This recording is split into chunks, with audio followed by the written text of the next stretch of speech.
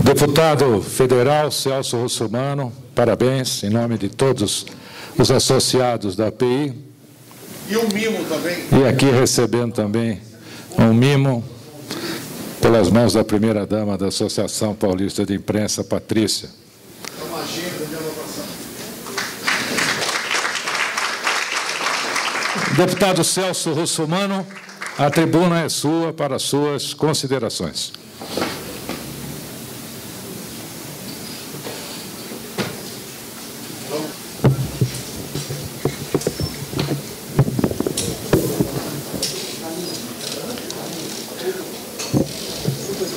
Bom dia a todos. Bom dia, meu querido colega deputado Castelo Branco. Obrigado pelas palavras, relembrando parte da vida do meu avô paterno, meu querido amigo Cimino, em nome de quem eu cumprimento todos os jornalistas aqui presentes, todos os nossos colegas. Obrigado pelo carinho, pela amizade de tantos e tantos anos. Meu querido amigo Sérgio Redó, a quem nós devemos a manutenção da API, porque no momento em que você contava da chegada aqui para reconstruir isso daqui, de fato, só tinha um caminho: perder o prédio da API e perder uma associação que sempre lutou pela liberdade de imprensa. Lutou por São Paulo, lutou pelo Estado de São Paulo, lutou pelo Brasil, apesar de ser a Associação de Imprensa de São Paulo.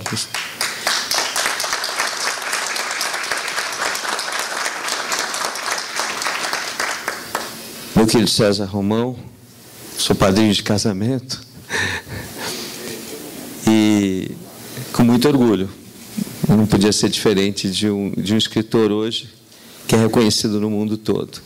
Em teu nome eu cumprimento todos os escritores, todos os jornalistas que aqui fazem o seu trabalho ou pela imprensa, falada, escrita, televisionada, e que tanto nos honra, né? A liberdade de imprensa é tudo o que a gente precisa para que a gente possa ter democracia, né? Ela está à frente da democracia. Porque o dia que a gente não tem liberdade de imprensa, a gente não tem democracia. E muito me honra.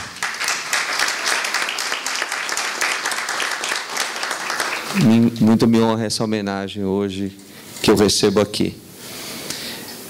Sabe que meu avô, deputado Castelo Branco, ele era jornalista também. Ele era advogado e jornalista também. E ele foi o subcomandante da Revolução de 32. Chantalha conhece bem essa história. Por sinal, eu quero doar todas as medalhas que meu avô tem, toda a história para o movimento, para que tem uma quantidade grande de medalhas do meu avô e da história, porque meu avô era um revolucionário em defesa de São Paulo. E ele foi subcomandante do Euclides Figueiredo, que foi o comandante da Revolução. Ele era capitão da então Força Pública, né, de São Paulo. Mas era jornalista também e, depois que exerceu vários cargos aqui no estado de São Paulo, ele foi para Itanhaém, foi vereador, presidente da Câmara e resolveu que o distrito de Itanhaém, chamado Peruíbe, tinha que se tornar um município. Então, ele foi à Assembleia Legislativa para pedir os votos de todos os deputados, ele conseguiu a maioria, aprovar a lei, e o governador, na época, o Carvalho Pinto, ele vetou a criação do município. E ele voltou de novo na Assembleia Legislativa e conquistou voto por voto para derrubar o veto do governador. E aí foi criado o município de Peruíbe. E logo em seguida foi feita uma eleição e ele se tornou o primeiro prefeito da cidade de Peruíbe. Fundou a cidade e depois se tornou prefeito. Ele deixa uma história para mim de seriedade, de decência, de ética, né, que a gente tem que perseguir a vida toda. Eu costumo dizer, não existe meia mulher grávida, não vai nascer meio filho e não existe meio honesto. Ou é, ou não é. Eu não vivo da política. Eu faço da política um meio para ajudar as pessoas. Estou na política desde que a minha primeira mulher faleceu por negligência médica e a maioria dos que estão aqui me acompanham, não é, Galdino? Desde o primeiro casamento, né? Galdino é um exemplo disso. Exatamente. Ajudou nosso querido Galdino. E me acompanham desde aquela época, sabem da dificuldade, do sofrimento, né? Porque eu não sei se é pior você perder a sua esposa depois de 40, 50 anos do lado dela, ou se é pior perder a esposa no momento, no auge do amor, quando você acaba de casar, né? Aquela paixão, né, terrível. Deixa eu pegar água ali.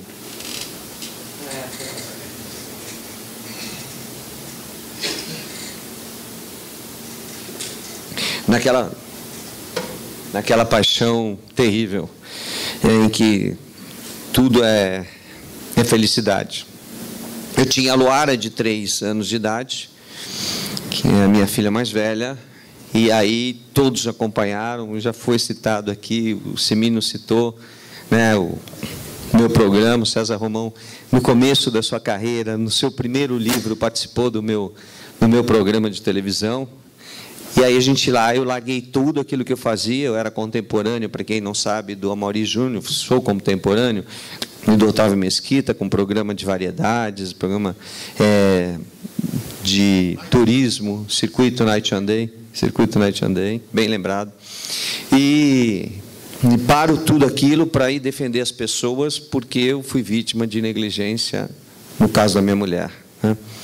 Ela tinha um quadro de infecção, ela precisava única e exclusivamente de antibióticos, e foi a única coisa que as médicas que atenderam não deram para ela.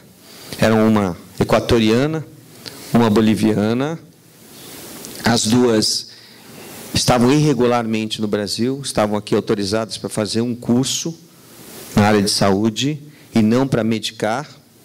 Ali a Isabel, que era amiga da Adriana, minha prima, e foi a óbito em 5 ou 6 horas.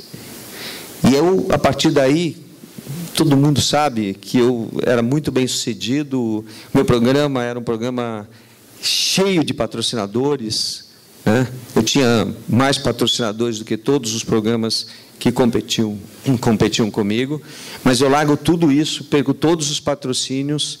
No primeiro momento, eu pedi autorização para os patrocinadores e comecei a fazer defesa do consumidor no programa à noite, e mais para frente, convidado pelo SBT, na época ainda era TVS, para estrear o Jornal Aqui Agora, criar o Jornal Aqui Agora, que mudou, inclusive, a história do jornalismo.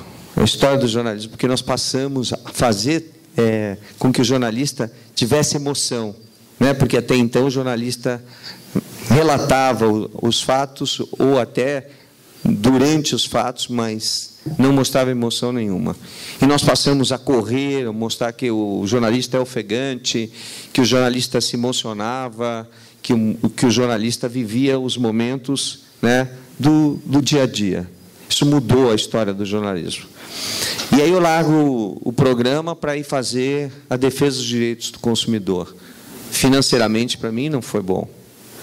Mas eu tinha em mente o seguinte: eu não podia deixar com que outras pessoas fossem vítimas de negligência, de imprudência, de imperícia ou de erro médico. E há quem diga ainda, que eu me aproveitei do falecimento da minha mulher para ganhar notoriedade. Meu Deus do céu, eu já tinha notoriedade. Eu já tinha um programa de televisão muito bem sucedido.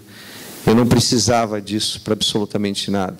E eu também não precisava ter largado, né, tudo que eu fazia para defender o consumidor, para criar uma bandeira em defesa do consumidor, porque eu tinha tudo na minha vida.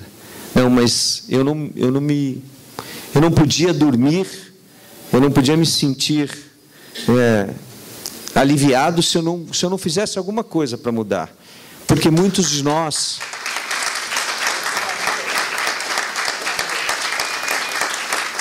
É verdade, Galdino, e por amor. Eu não podia sentir, né, que eu não podia me acomodar. Eu não conseguia dormir sabendo que outras pessoas podiam ser vítimas das mesmas coisas que eu fui, ou de outras injustiças, e ficasse acomodado num canto. E eu resolvi mudar. E mudei com muito orgulho. Eu acho que todos esses 6 mandatos de deputado mostram que eu acertei. Que eu acertei em defender as pessoas, em ser lembrado todas as vezes que alguém está passando dificuldade, em querer se colocar e dizer... Vou chamar o Celso Russomano, para que vocês saibam. Eu tenho um escritório que atende média de 50 a 100 pessoas gratuitamente, que não aparece na televisão, e nem eu fico mostrando o que a gente faz por trás das câmeras, que já atendeu 360 mil pessoas desde 1990.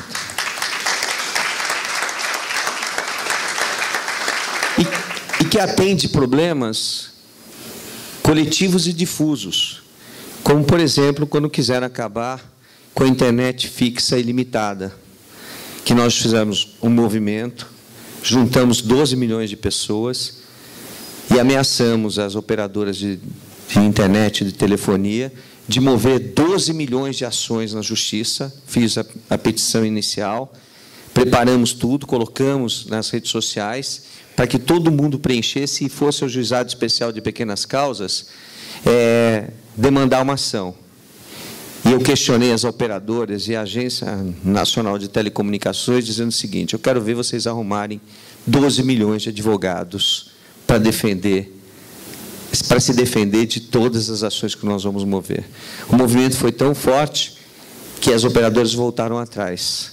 E nós temos até hoje internet fixa e ilimitada por conta de ações como essa. E eu podia discorrer outras ações de direito difuso que nós fizemos e que as pessoas nem sabem que a gente estava defendendo alguém, porque às vezes não tomaram conhecimento ou não chegou a informação até elas. Mas o importante é dizer que é bom a gente poder ajudar as pessoas. Eu já devolvi R$ 1.700.000 de verba de gabinete, desde que a verba de gabinete foi criada. Eu não uso auxílio moradia em Brasília. A casa que eu moro é minha, é de minha propriedade. Eu não uso auxílio para a alocação de um escritório em São Paulo. Eu cedo uma casa em comodato, gratuitamente, para o Congresso Nacional. Faço da política uma forma de ajudar as pessoas. Gasto o dinheiro que eu ganho como deputado para manter essa estrutura de atendimento gratuito, porque todo mundo é atendido de graça, não importa se é rico, se é pobre, se tem ou não tem condições, não importa qual é o partido, qual a ideologia política, não importa nada, a gente atende sem perguntar nada, sem perguntar absolutamente nada, só para ajudar. Então, eu acho que é assim que a gente constrói uma vida. E eu sei que a Prefeitura e que a cidade de São Paulo são muito importantes politicamente. Então, eu já fui torpedeado em 2012, torpedeado em 2016, mas eu nunca pensei que eu seria tão torpedeado como eu estou sendo agora. Nós, já no direito eleitoral, já movemos mais de 80 ações para tentar segurar os fake news. Porque já falaram tudo. Eu fui obrigado a gravar um vídeo com a certidão da Justiça Eleitoral, com a certidão da Justiça Federal, da Justiça, do Tribunal de Justiça do Estado, do Supremo Tribunal Federal, da Justiça do Trabalho, mostrando que eu não tenho processo, porque já inventaram tudo da minha vida. E quando não tem mais o que inventar, eles inventam que eu falei alguma coisa. Como que eu teria dito que os moradores de rua não tomam banho? Eu nunca disse isso. O que eu disse, e volto a repetir, quantas vezes for necessário, que a ciência tem que nos explicar por que o índice de óbitos nos moradores de rua é 0,01. E eles não têm a estrutura que nós temos, não têm máscaras, não tem nada. E que a imunidade deles é maior. Por que maior? Porque tem pessoas que não pegam a Covid e tem outras que pegam. Né? Às vezes, marido e mulher, tem um casal amigo, né? Ele pegou Covid e ela dormindo junto com ele, não pegou, os filhos não pegaram. São coisas que têm que ser explicadas pela ciência. Eu não sou negacionista, não, pelo contrário. Eu quero a vacina o mais rápido possível, agora não quero que a população de São Paulo seja cobaia de nada.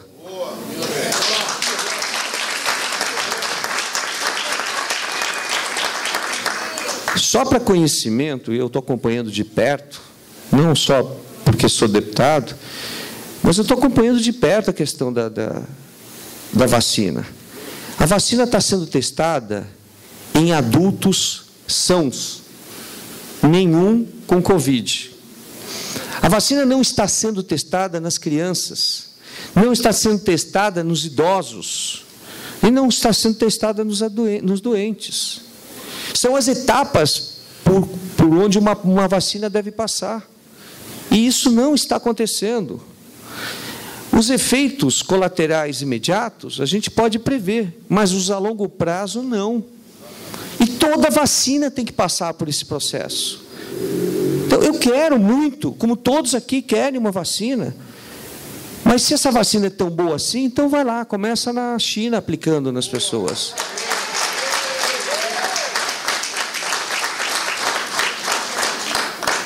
Se deu certo lá, então aí traz para o Brasil.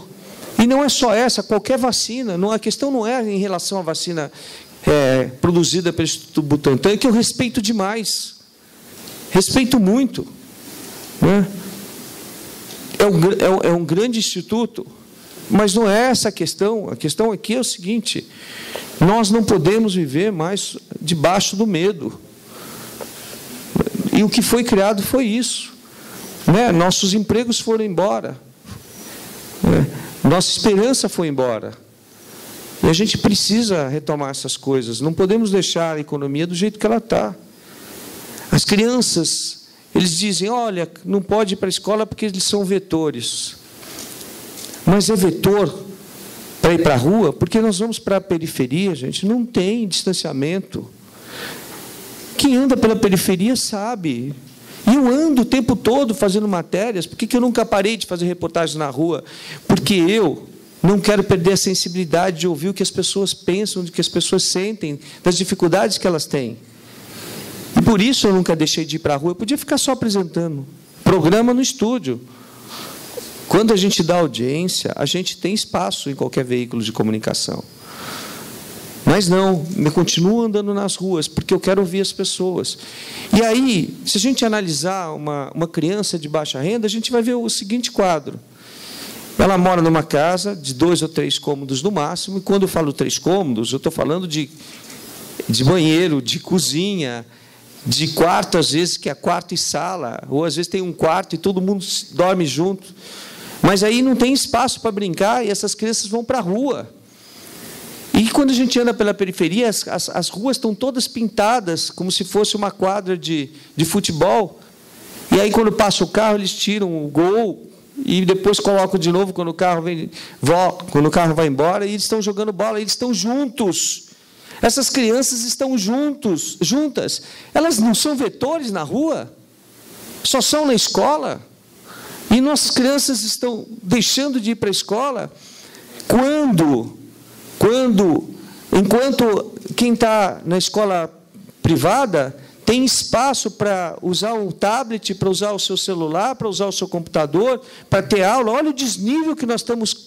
Já é grande, nós estamos fazendo isso.